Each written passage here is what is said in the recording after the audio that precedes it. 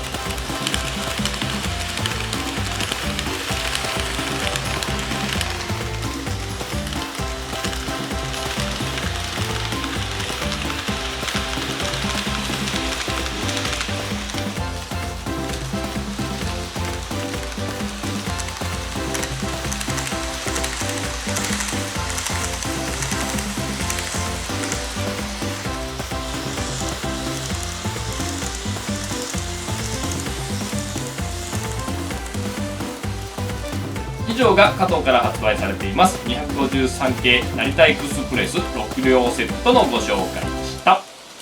それではチャンネル登録をお願いいたします。パソコンの方は横のチャンネルボタンから、スマホタブレットの方は下の概要欄からチャンネル登録をお願いいたします。あと Twitter のフォローもお願いいたします。